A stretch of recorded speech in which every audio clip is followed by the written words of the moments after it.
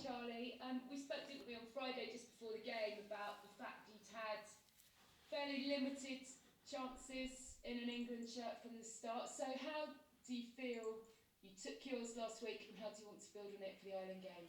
Hi, Gail. Yes. How do I feel I took my chance? I was relatively happy with my performance. I think no one's ever played the perfect game, and the way I'm naturally probably wired as a bit of a pessimist, so I probably look at like my negatives from the game, and that's more what would bug me than anything that I did well. But I think more than that, I absolutely loved it. Like it was just one of those test matches when you were in it where you were like, this is proper. This is good. Like they're good, we're good. They're going at it, we're going at it, and you felt like the game was swinging and moving, and it was quick. I remember looking up at the clock about 10 minutes in, being like, I really hope the next 70 minutes slows down a bit because I don't know if I'm going to make it to half time otherwise. So yeah, it was brilliant to be involved in, and yeah, a good day, and one of those ones that when you come out on the right side of it, it makes it even better. So.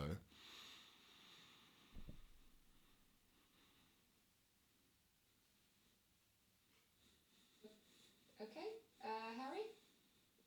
Hi, Charlie. Since no one else is jumping in, what threats do Ireland pose, particularly at the line out? We spoke about it a bit last week ahead of the France game. Ireland obviously a good set piece side. Yes, they're missing James Ryan, but I haven't seen the team, but we're expecting Peter O'Mahony to come back in. A big key area again this week, I'd imagine.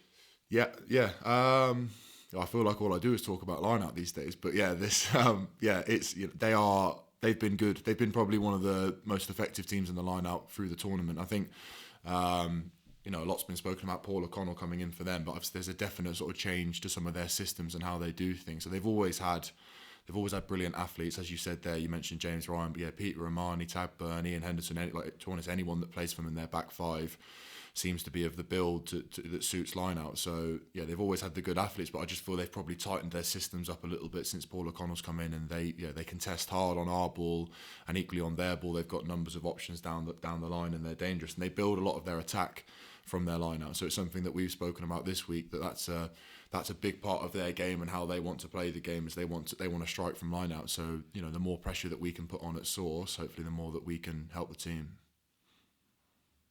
And we heard from Ellis yesterday talking about the difficulties of being in a bubble, and I'd imagine you've not been immune to that.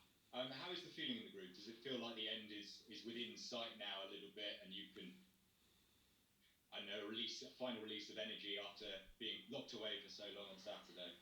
Yeah, it's a funny one, the bubble, because it's not much different when we go home. So we kind of have we're just in a sort of shrunken version of society at the moment, aren't we? Really, like this is what everyone's going through. So we had some time off in the fallow weeks, and you kind of like in your head, whatever it is. Normally, when you leave camp, whatever, you've been intense, you've been training, all of those things, and then you go home, see your family, walk the dog, whatever it might be, and there's this big release, and then you kind of go home, and you're like, oh yeah, everyone else is doing this as well. Like the world is still exactly what it is. It's just because you're in camp, you kind of get shut off from that a little bit. But I think, particularly at the start, it was probably like the environment felt quite sterile because there was like another layer of rules that came in on top from what we'd been used to in the autumn, and it was difficult. And basically the only time we sort of saw each other was either when we were having food together or on the training pitch, and the rest of the time you were sat in your room on your own. So look, different guys have sort of dealt with it in different ways. Everyone has good days, everyone has bad days, and I think probably the more that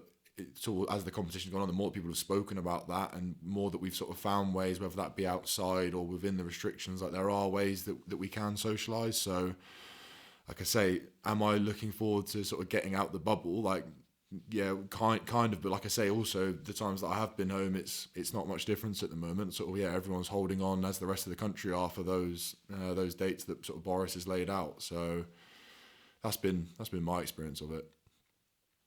Thanks, Charlie. No worries. Nick? Hello, Charlie.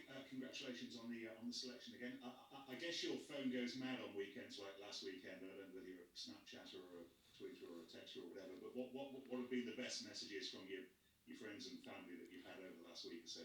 This is the advantage of only having 3 friends, mate. You don't get many texts. No, it's been nice. It's always nice to see, text from friends and family, and it's pretty.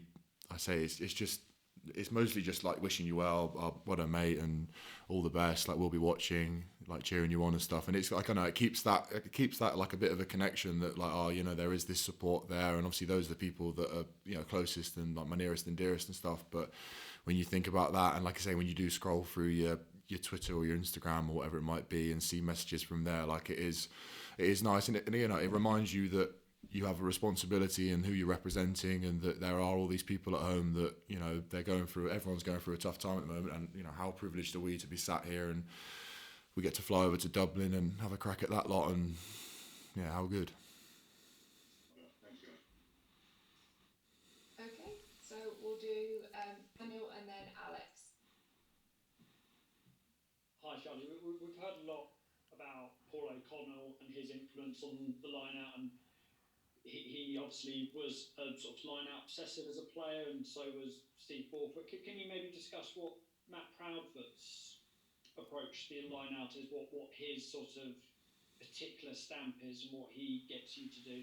So I think one of the things like I say, I came into this environment and I learned from Steve, who obviously second row as a player, line out was a big part of his game and how he played, and then he's carried that into his coaching.